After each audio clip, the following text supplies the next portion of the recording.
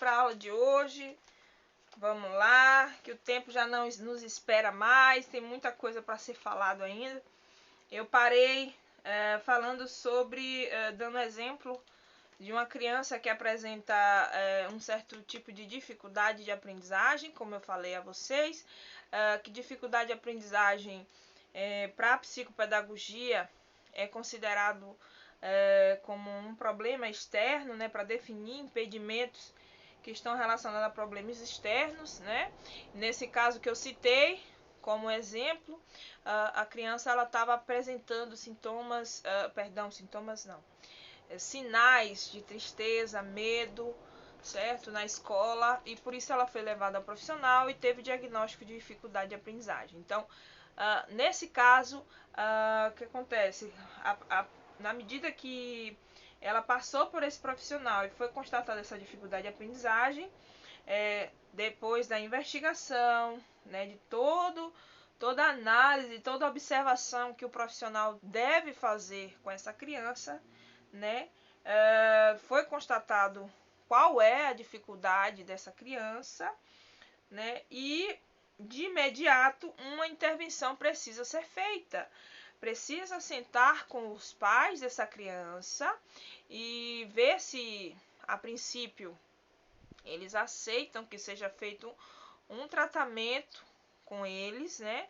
Porque para a psicopedagogia, gente, perdão, o psicopedagogo, o psicopedagoga, ele só pode intervir, ele só pode fazer determinados tratamentos com a criança se tiver autorização de seus responsáveis. Ele jamais poderá fazer uma intervenção sem a autorização dos responsáveis por essa criança, né? E a partir do momento que foi identificado na escola, né, que o profissional psicopedagogo ele também atua em instituição, ele está lá justamente para atender essas situações que acontecem.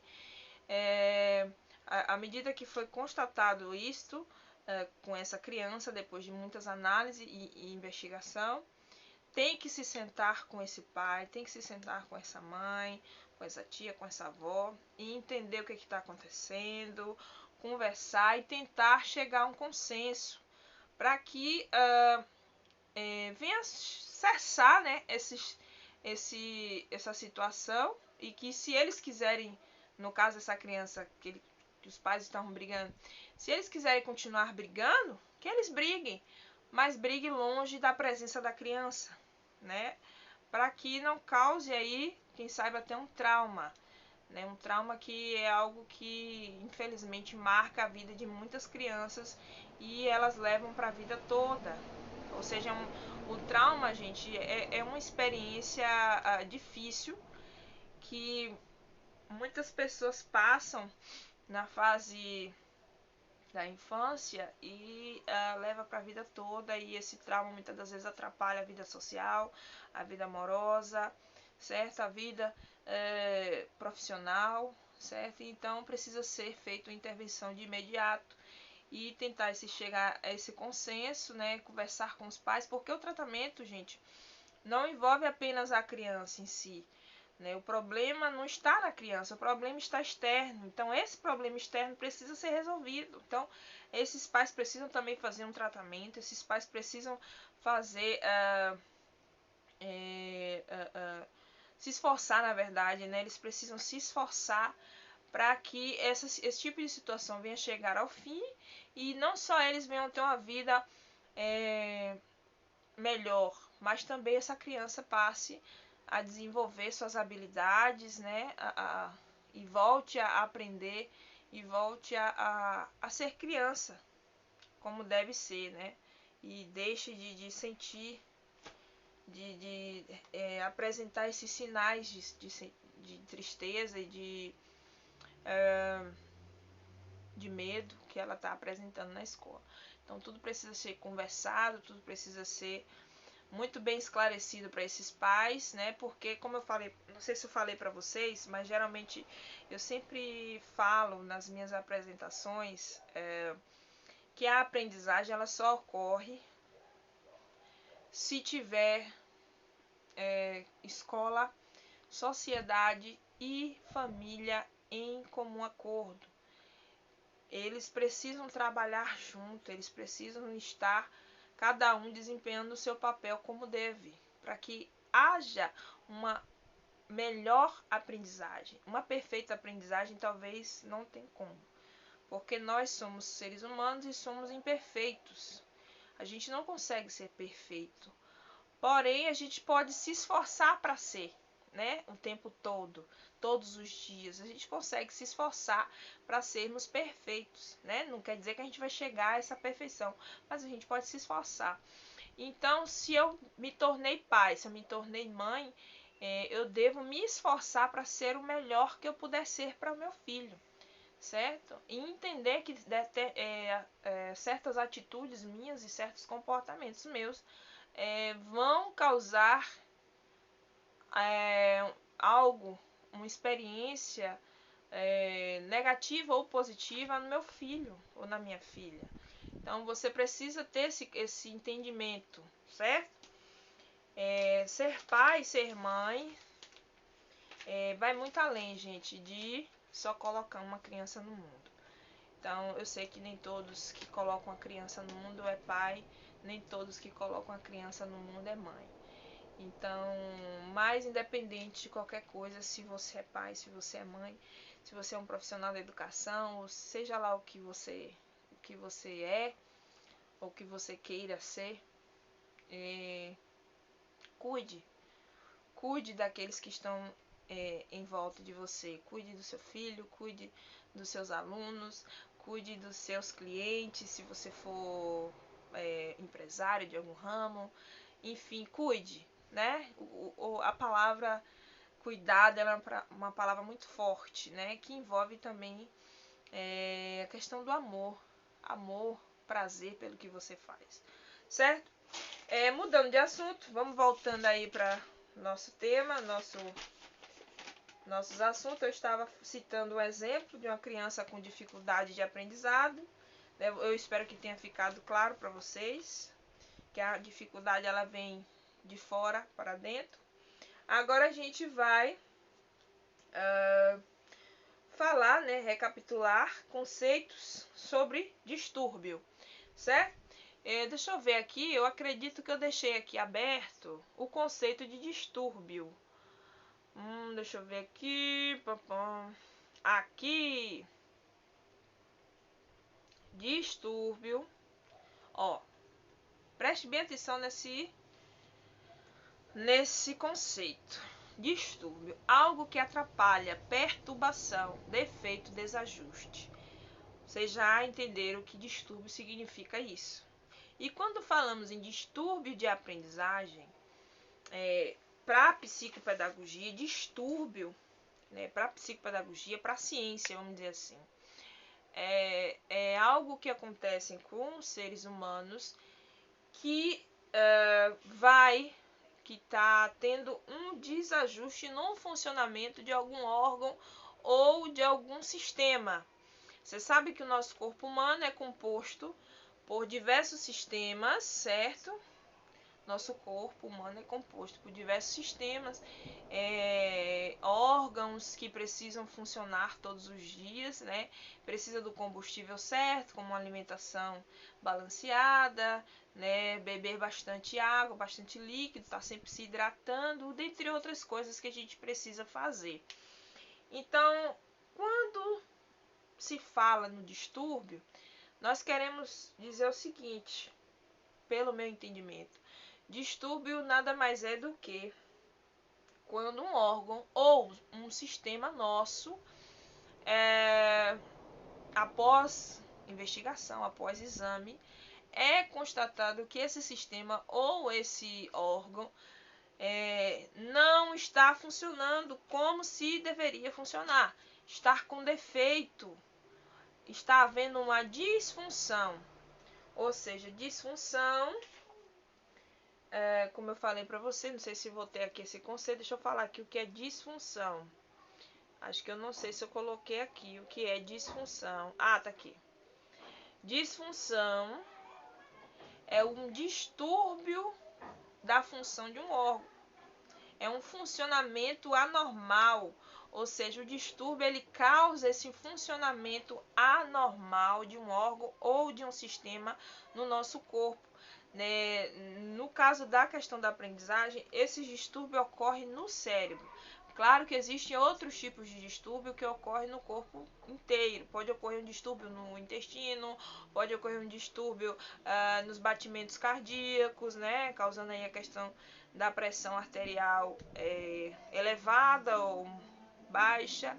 Pode ocorrer distúrbios dos mais diversos, mas se tratando de distúrbios de aprendizagem, nós estamos falando de um mau funcionamento, um funcionamento anormal do nosso cérebro, de alguma parte do nosso cérebro que prejudica alguma função do nosso cérebro.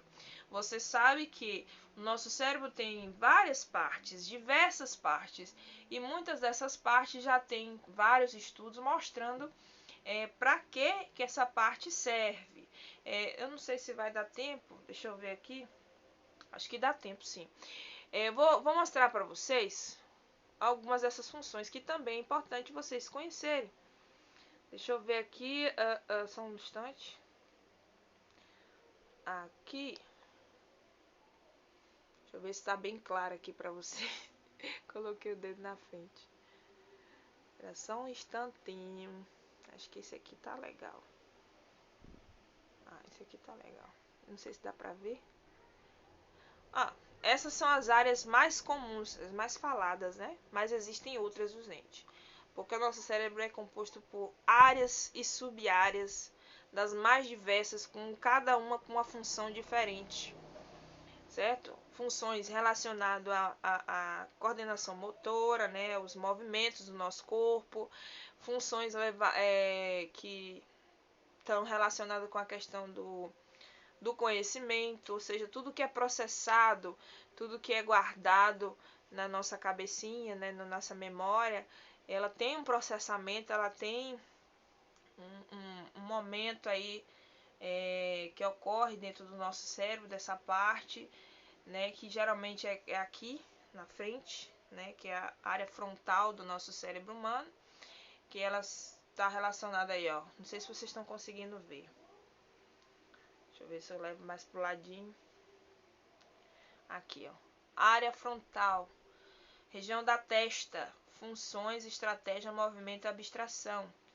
É nessa parte aí da testa aqui é a área que, se ocorrer qualquer lesão na área da testa, com certeza uma das funções da área frontal vai ser prejudicada. Né? A área frontal ela é muito importante para a questão da aprendizagem, da assimilação de conhecimento. É lá que ocorrem diversos processos, né? É nessa área frontal. Lembrando, recapitulando que a aprendizagem, não sei se vocês estão lembrando, mas eu vou estar lembrando aqui para vocês. A aprendizagem ela só ocorre se houver conexões entre os neurônios. Então, à medida que os neurônios se comunicam de forma química ou elétrica no nosso cérebro, em cada parte dessa aí, né? À medida que esses neurônios, que são bilhões de neurônios que se comunicam o tempo todo, levando informação para baixo, para cima, para o lado, enfim, cada movimento do nosso corpo, cada movimento voluntário ou involuntário do nosso corpo é organizado, é processado pelo nosso cérebro. Então, se porventura houver qualquer lesão em qualquer área do nosso cérebro, frontal, parietal, temporal, cerebelo, cerebelo que fica logo aqui atrás na nuca, né? Ou a área occipital do nosso cérebro, qualquer lesão, que tipo de lesão, Reitza? Um acidente vascular cerebral, vixe, embolou. Acidente vascular cerebral, ou porventura um outro tipo de acidente que vinha ter ocorrido como a gente está falando de criança, né, com a aprendizagem na escola, né? Vamos falar de criança. Vamos supor que a criança tenha sofrido um acidente dentro de casa, um acidente doméstico. É muito comum mesmo acidentes com criança, né? Pais irresponsáveis precisam estar de olhos bem abertos, porque todo cuidado é pouco, né? Um acidente no cérebro dessa criança pode causar uma lesão, né? E uma área desse cérebro pode ficar prejudicada. E esse prejuízo ela vai levar para a vida toda. Então é necessário estar bastante atento para que não venha a ocorrer, né? Para que consigamos prevenir certos acidentes, né, domésticos, né, com essas crianças. Vou compartilhar com vocês uma experiência. Eu tenho uma filha de 9 anos. Quando ela tinha 4 meses de idade, de vida, eu tive que resolver um problema. E nessa época eu estava com ela, né? Tava na licença, tava trabalhando, mas estava de licença. E aí eu tive que resolver uns problemas relacionados ao trabalho, problemas que não era aqui na minha cidade, era fora da minha cidade, era na cidade vizinha. E aí eu tive que deixar ela com minha mãe. E aí minha mãe ficou com ela até eu chegar. Gente, assim que eu cheguei, ela tava dormindo na cama. Eu tinha olhado ela, tava dormindo. Aquele soninho abençoado que todo nenenzinho dessa idade tira. Eu falei, ai que bom, tá dormindo, tá bem, tá tranquila, vai comer e tal. Tá beleza. Foi só eu virar as costas e vim cá pra sala. Ela tava dentro do quarto, dormindo. Foi só eu virar as costas. Ela sempre foi muito esperta, desde muito novinha. Ela sempre demonstrou uma esperteza muito grande. Eu sempre estive, ó, de olhos bem atentos. Mesmo antes de começar a estudar psicopedagogia, eu sempre fui muito atenta com a questão do comportamento da minha filha, certo? E aí, gente, essa menina só foi eu virar as costas e vim pra sala, sentar e começar a conversar com minha mãe algumas coisas. Quando pensa que não, eu volto. Rapaz, eu não sei, coração de mãe é um negócio que eu não sei explicar. Quando pensa que não, eu senti assim algo se mexendo, né, na cama, eu ouvi, senti não, ouvi. Aí quando eu fui pro quarto novamente, ela estava na beirinha da cama, já para cair no chão. Menina, mas quando eu vi, acendi a luz, que eu vi que ela tava na beirinha, ela tinha rolado, né? Tava no meio da cama, ela tinha rolado e já estava na beirinha da cama já para cair. A cama, eu vou te dizer, era um pouco alta. É a cama box, ela era alta. E ela tava na beirinha da cama. E quando eu vi que eu cheguei no quarto, ela estava já para cair. Ela tava virando para cair. Eu dei aquele grito. Ah! Aquele grito desesperador. Todo mundo, o que foi? E ela, puf, no chão. Não te, o mesmo que eu tenha gritado, ainda assim ela caiu no chão. E no que ela caiu no chão, gente, mas eu entrei em desespero tão grande que minha preocupação foi logo a cabeça, né? Porque eu já tinha um certo entendimento dessas questões aí que eu tava falando pra você. E minha preocupação foi logo a cabeça. Eu falei, gente, meu Deus do céu, o que aconteceu com minha filha? Senhor, Jesus, não deixa acontecer nada com minha filha. E ela, porque assim, não foi uma coisa assim, que tem acidentes de doméstico que é mesmo desatenção dos pais. Tem pais que é desleixado mesmo. Mas eu, graças a Deus, nunca fui desleixado. Então, eu tinha acabado de chegar, tava cansado e tal. Eu tinha deixado ela dormindo. Eu não sabia que ela já estava virando. Foi uma coisa inédita. Ela tinha começado ali naquele exato momento a começar a se virar na cama. E desde esse dia então eu passei a ter mais atenção ainda, redobrada com ela. Quando ia colocar ela na cama. Geralmente eu colocava no berço, não na cama. Mas como ela tava com minha mãe, ela dormiu na cama, né? Não no berço dela.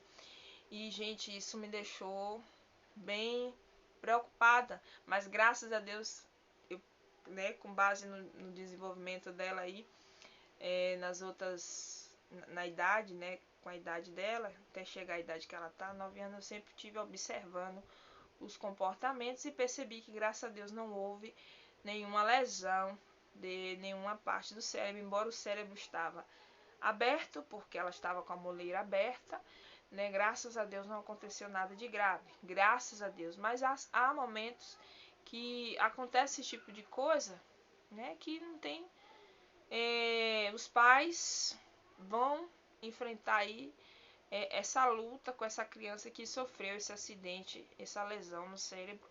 E infelizmente, gente, o diagnóstico depois, quando ela cresce, não é nada favorável. Mas, não é também, não acontece assim, muitas das vezes, esses casos, que faz com que a criança fique impossibilitada, fique uma criança incapaz. Possa ser que ocorra assim um acidente desse doméstico, um outro tipo de acidente, tanto faz, pode ser de carro, de moto, bicicleta, ou na rua, brincando, na escola, enfim, que vão ocorrer, mas que não vão causar nenhum tipo de lesão nessas áreas do cérebro. Mas se porventura causar, não vai impossibilitar essa criança de ver, não vai deixá-la incapaz totalmente, né? Como a gente vê no caso de deficiência intelectual. Tudo precisa ser investigado, como eu falei, tudo precisa ser avaliado. Precisamos ter um olhar atento para com essas crianças. Vocês percebem aí que a área temporal, que fica acima das orelhas, geralmente é aqui, né? Ela tem a função de processar os estímulos auditivos, responsável pelo gerenciamento da memória, ou seja, o que a gente guarda na nossa memória de trabalho, né, nossa memória temporária e a nossa memória de longo prazo está relacionada aí com essa parte do cérebro, que é a área temporal, né, que fala por isso tem esse nome, né, fala de tempo, temporal, fica aqui nessa área aqui da testa, certo? A área parietal, que fica na parte superior central da cabeça, ou seja, fica aqui no meio, ela é responsável pelas funções do processamento dos sentidos e das sensações. Quando utilizamos os nossos sentidos, né, tato, olfato, paladar, visão, audição, essa parte parietal que é responsável por processar essas informações vinda dos nossos sentidos, dos nossos órgãos do sentido. E a área occipital, ela tem a função de processar os dados visuais. Então, à medida que a gente utiliza a nossa visão, vocês, não sei se vocês já viram, mas tem estudos que mostram que os nossos olhos, né, a nossa íris, nossa pupila, nossa, como é? Retina? Não.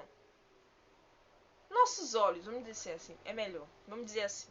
Os nossos olhos, eles colocam o objeto de cabeça para baixo e quando essa informação vai para o cérebro converte essa imagem fica perfeitinha para a gente. Então, o nosso cérebro ele faz esse processo de converter a imagem, né? De trazer, de modificar a posição da imagem, deixá-la muito clara, com as cores bem detalhadas. Então, quando há uma falha nessa parte do cérebro, pode ter certeza que vai causar problemas na visão. Quando essa área é afetada por um tumor, quem sabe, ou um outro tipo de lesão, a visão vai ser prejudicada. No caso das pessoas que são daltônicas, significa dizer que uma das funções dessa área occipital, ela já veio, né, com um mau funcionamento. Então, por isso, essa pessoa não consegue identificar as cores como as outras, né? E por esse motivo, muitas das vezes tem que se fazer o uso de um óculos especial para que essas pessoas consigam enxergar as cores. Geralmente eles enxergam mais o preto, o cinza, como se fosse até fica uma visão semelhante até dos animais, os gatos, os cachorros, né? Que se não me engano tem um estudo que mostra que eles enxergam assim, né? Eles são daltônicos, parece, né? E eu não sei se eu tô falando besteira aqui, mas eu acredito que eu já ouvi falar desse conhecimento.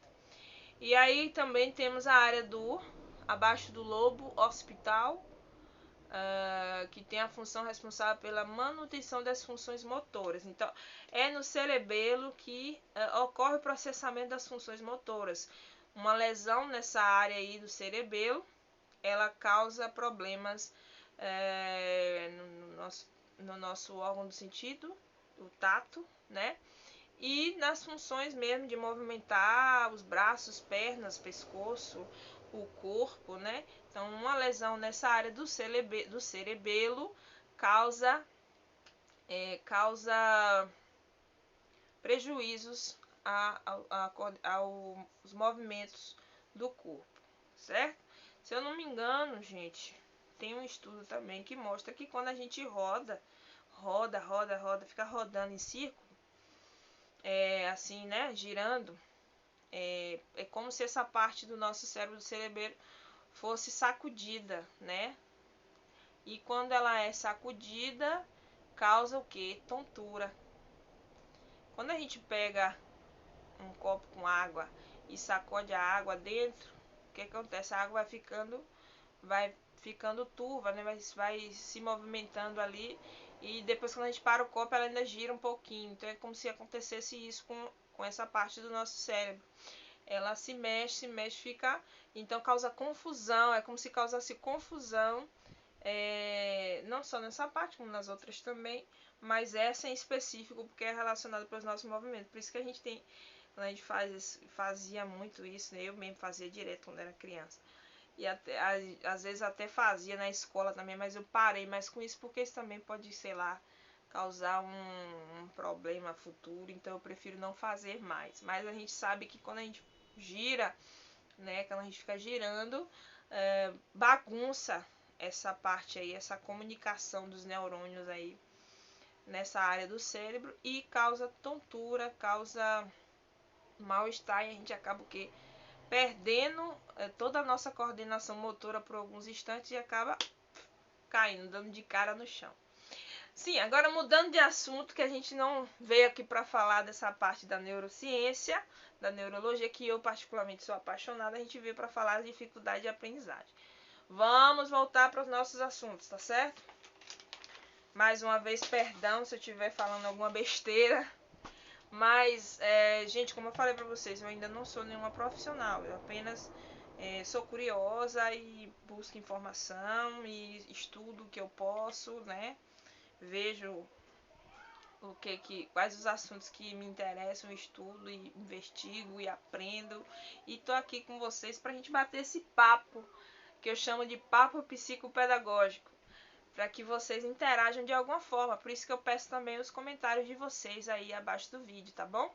Então sintam-se à vontade, não tenham receio nenhum de deixar seu comentário, independente de qual seja, tá bom?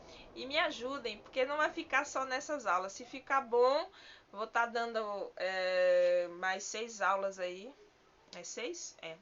6 aulas de 1 hora em uma outra, com outros assuntos, em uma outra oportunidade. Tá bom? Deixa eu beber um pouquinho de água aqui, só um instantinho. Vamos continuar com nossas aulas falando sobre dificuldade de aprendizagem. Então vocês perceberam que o distúrbio é uma disfunção de uma parte do nosso corpo, certo? Eu espero que tenha ficado claro. Então o distúrbio de aprendizagem é justamente uma parte do nosso cérebro que está prejudicada e causa um distúrbio, um funcionamento anormal, né, de uma parte do nosso cérebro. Dependendo de qual tipo de distúrbio, ele vai causar uma dificuldade, uma dificuldade, como é que se diz? Deixa eu ver aqui o que é distúrbio. Um descontrole, né? Cadê você, rapaz? Cadê distúrbio? Cadê tu, rapaz? Só um instantinho, gente. É tanta coisa pra me ver aqui. Caraca. Perdão, gente. Botei o dedo na frente.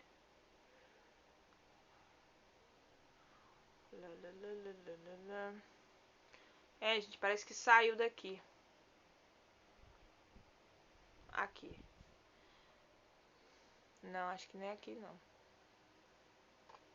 É isso. Que causa essa disfunção.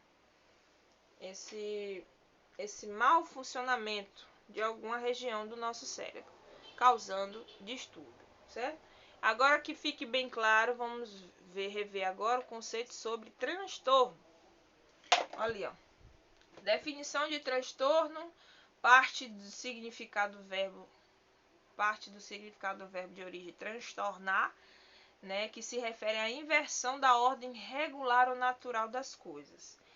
Então, o transtorno é o seguinte: no distúrbio, a gente consegue identificar através de exames, análises de exames no cérebro, a gente consegue, de um certo modo, eu acredito que é possível se identificar melhor quando se trata de distúrbio.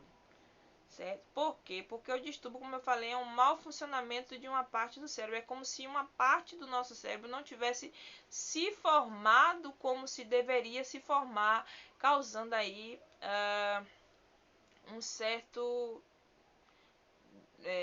mau funcionamento. Certo? Fique claro isso. No caso do transtorno, baseado nos meus conhecimentos, do que eu já vi, já ouvi e do que eu já li, o transtorno é o seguinte: o transtorno, com base nas investigações, nos exames que são feitos para identificar se aquele indivíduo, aquela criança tem transtorno, a gente percebe que nos exames aparentemente está tudo funcionando como se deveria, porém ainda assim ela apresenta comportamentos de uma certa forma inadequados nos ambientes, seja no ambiente familiar, seja no ambiente escolar, seja no ambiente, seja lá qual for, tipo um parquinho, no ambiente de lazer, né? Então, a criança, como a gente está falando da criança, como eu falo, estou falando, a criança está apresentando comportamentos inadequados.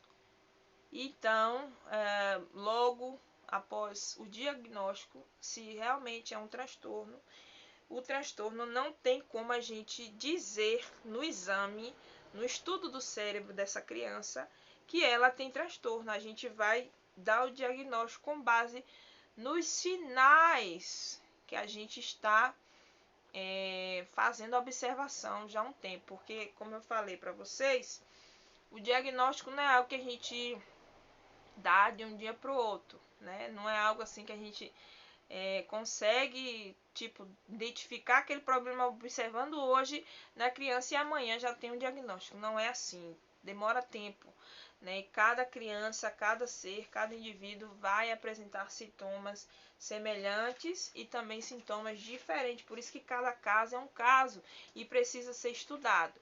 E eu acredito que, assim como as psicopedagogas que eu conheço aqui na região de Ilhéus, duas delas já me falaram isso, que você não estuda sobre dificuldades, transtornos, dificuldades, distúrbios. Quando você está na faculdade, você estuda mesmo, é quando você sai da faculdade e começa a exercer sua profissão, porque vai ser cada caso um caso, então precisa ser estudado mesmo a fundo, cada situação, para que a gente consiga chegar ao diagnóstico dessa criança e consiga ajudá-la, porque a gente está aqui para ajudar, certo? Então, o caso do transtorno é isso, pessoal. O transtorno, ele transtorna, ele vai causar um incômodo em alguma parte do nosso cérebro ou de outra parte do corpo humano, mas no caso de se tratando de transtorno de aprendizagem, está mais relacionado com transtornos no cérebro, certo? Que ocorre no cérebro e vai causar então como está falando aqui, uma inversão da ordem regular. Ou seja, é como se tivesse aparentemente aos nossos olhos funcionando tudo bem, mas na verdade não está funcionando como deveria, como se houvesse uma confusão na comunicação dos neurônios. Eu espero que tenha ficado claro isso. Foi esse o entendimento que eu tive e espero que vocês compreendam isso aí. Foi o que eu entendi, certo? Eu já até mostrei um vídeo aqui, mas eu vou mostrar mais um de Dr. Clay Britz, explicando direitinho sobre essa questão do transtorno. Então, o transtorno é isso. Tratando de maneira mais específica com relação à saúde psiquiátrica, o transtorno pode ser conceituado como a perturbação da ordem mental devido à falha de estimulação da parte frontal do cérebro. Então, os transtornos afetam as relações interpessoais do indivíduo, causando sofrimento, confusão da personalidade e sentimento de incapacidade. Essa estimulação da parte frontal do cérebro, ela ocorre com base também de como essa criança está sendo estimulada no ambiente escolar, ou no ambiente social, ou no ambiente familiar. Como essa criança está sendo estimulada, vai também, de uma certa forma, definir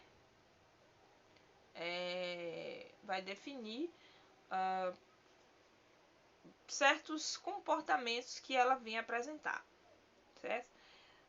O transtorno, gente, ele, falar a verdade, não se sabe a causa, não se sabe o porquê que ele ocorre nos seres humanos, assim também como os distúrbios, assim também como as síndromes, assim também como as dificuldades. A dificuldade a gente consegue identificar a causa, mas no caso dos transtornos, dos distúrbios, das síndromes, não se tem uma causa específica, entendeu?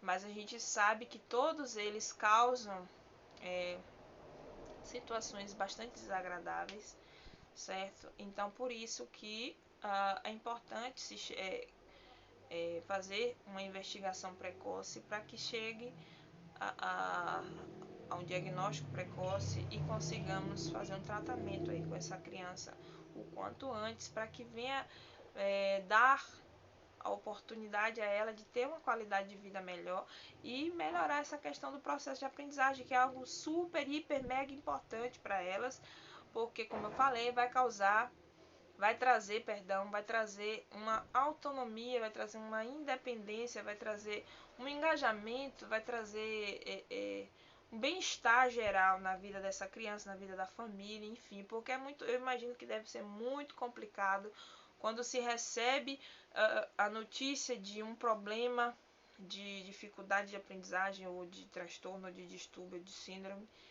e deve ser muito difícil aceitar e encarar a realidade e ter forças para continuar e para batalhar para que venha se conseguir melhorar, amenizar essa situação, né? É muito difícil, eu imagino que deve ser muito difícil, muito difícil. Eu nunca passei por isso, gente, graças a Deus, mas não é porque eu nunca passei que eu tenho que debochar daqueles que passam por esse tipo de sofrimento, não, de forma alguma. Como eu falei pra vocês, a gente está aqui para ajudar, certo? E se um dia eu exercer mesmo essa função, essa profissão, que eu não sei o dia de amanhã, só Deus é quem sabe, eu quero levar esse entendimento para a vida toda, para o meu consultório, para a minha vida profissional, de que eu estou aqui para ajudar. E no que eu puder ajudar, eu vou ajudar, certo? Porque eu sei que não deve ser nada fácil. E lembrando que o tratamento, como eu falei para vocês anteriormente, o tratamento com crianças que apresentem distúrbios, transtornos, dificuldade, ele deve ser feito não só com a criança, mas sim também com todos os cuidadores dessa criança. Todos aqueles que são responsáveis por ela precisam participar e estarem engajados e com esse tratamento, né, dispostos a fazerem o melhor que eles puderem fazer, para que não só a criança venha melhorar, mas também a relação deles com ela venha melhorar cada vez mais, porque só assim eu acredito que vamos ter um resultado positivo em relação a essas dificuldades, a esses transtornos, a esses distúrbios, tá certo? Vamos lá, a gente continuar com nossos conceitos sobre transtorno. Viu, hein? O olho começou a coçar aqui. Vamos lá. Tratando de maneira mais específica com relação à saúde psiquiátrica, o transtorno pode ser conceituado como uma perturbação da ordem mental, tá vendo? Então, nos exames, vamos dar um exemplo aqui do transtorno de espectro autista, que a gente vai estar falando dele nas próximas aulas. A gente vai especificar quais os sinais que o transtorno do espectro autista apresenta nas crianças, né? E a gente vai estar falando um pouquinho sobre eles e outros também, muito importante. Então, a gente vai perceber nos exames né? Vamos dizer assim, vamos supor que você já seja profissional aí da educação e está observando uma criança que aparentemente está apresentando algum tipo de transtorno do espectro autista, que tá tendo casos elevados aqui no Brasil. Daqui a pouco eu vou ver se eu consigo mostrar a estatística para vocês. É uma estimativa de quantas crianças têm sido diagnosticadas com transtorno de espectro autista aqui no Brasil. Então você percebe nos exames, o neurocientista vai perceber que a mente dele aparentemente está funcionando como deveria. Porém, ele vai perceber que apesar dos neurônios estarem, vamos supor assim, tudo legalzinho, vai perceber que está tendo uma falha nessa comunicação.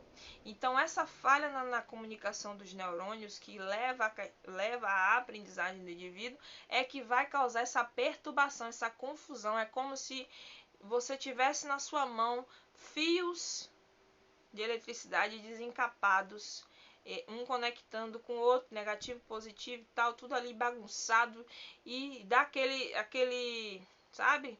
Eu esqueci o nome agora, fazer aquelas faíscas, né? Aquela confusão, né? De fios ali. É como se isso tivesse acontecendo com quem sofre com transtorno. Tá rolando uma confusão, tá tendo uma falha na comunicação dos neurônios, por isso ele não consegue aprender como se é esperado aprender, né? Às vezes determinados métodos pedagógicos que para umas crianças é bacana, dá para você entender, dá para a criança entender, para outras, inclusive as que têm transtorno, não tem como, não há condições de usar aquele mesmo projeto, aquele mesmo plano de aula para ela aprender, porque está acontecendo essa perturbação na mente, e essa perturbação é que causa aqueles comportamentos bastante frequentes, né, que são como é que se diz? São comportamentos de agressividade, muitas das vezes, são comportamentos mesmo de auto. Como é que fala, meu Deus? De automutilação, né? Onde a criança ela vai perdendo um pouco a sensibilidade na pele e vai se coçar, se coçar, se coçar até sangrar, ou vai pegar algo cortante, cortar e achar legal aquele sangue escorrendo, dentre outras coisas, porque ela perdeu de uma certa forma a sensibilidade na pele, e aquela perturbação está tão grande na mente dela que é como se ela buscasse focar em fazer outras coisas para tentar esquecer o que está acontecendo no geral. É mais ou menos assim que eu tenho esse entendimento. Então causa sim causa um sofrimento terrível na vida da criança, essa confusão da personalidade dela. A criança é como se ela perdesse um pouco a sua essência de ser criança, né? E isso é muito chato, gente, isso é muito ruim, certo? Eu não imagino, gente, não deve ser nada fácil, deve ser muito complicado. E temos aí alguns exemplos de transtornos, né?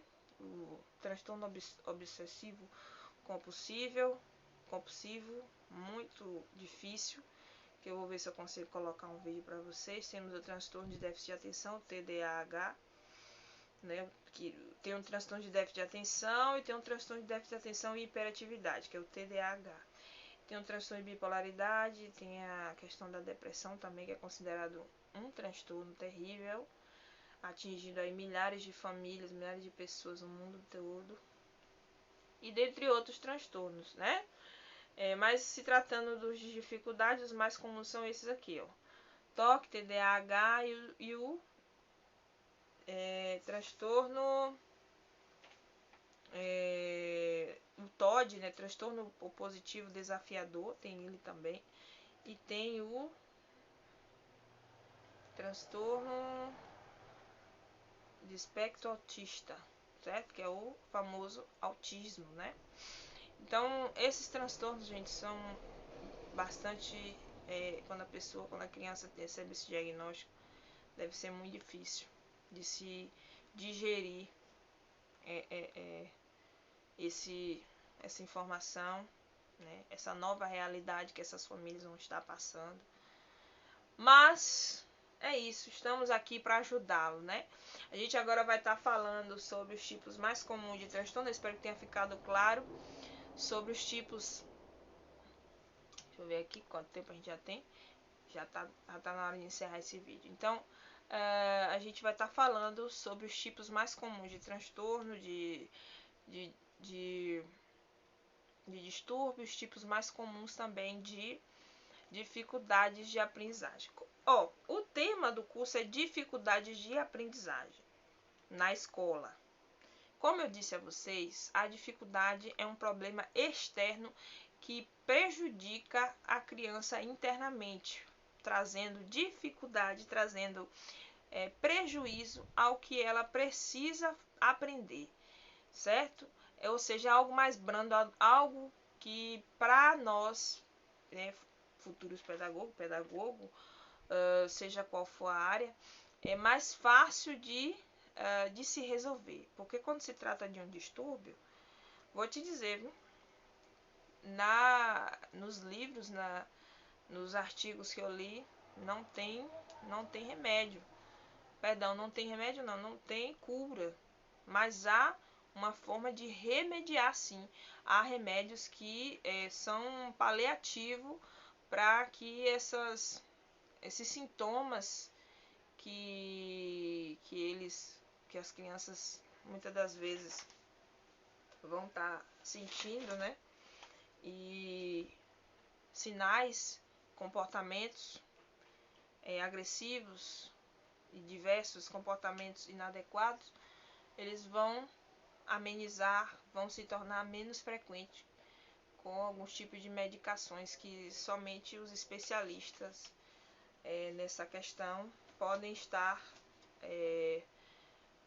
como é que se diz? Somente esses profissionais podem estar receitando essas medicações para essas crianças. Então tudo precisa ser estudado, observado, falado com muita cautela, muito respeito ético, né, por essas crianças. Não pode ser nada ser feito de qualquer forma na frente delas, porque elas não têm entendimento. Então tudo precisa ser sentado e conversado da melhor maneira possível, tá certo? Então é isso, gente, por hoje é só. Essa aula de hoje fica por aqui, certo? Espero vocês na próxima aula, onde a gente vai estar falando dos tipos de transtornos, tipos de distúrbios, que eu preciso que vocês entendam as características de cada um, como eles se comportam, né? E logo a gente vai estar dando checkmate aí neste curso. E eu quero que vocês não esqueçam de deixar os seus comentários. E mais uma vez, muito obrigado pela participação de vocês. Se você chegou até aqui, muito obrigado. Que Deus continue abençoando a vida de cada um de vocês.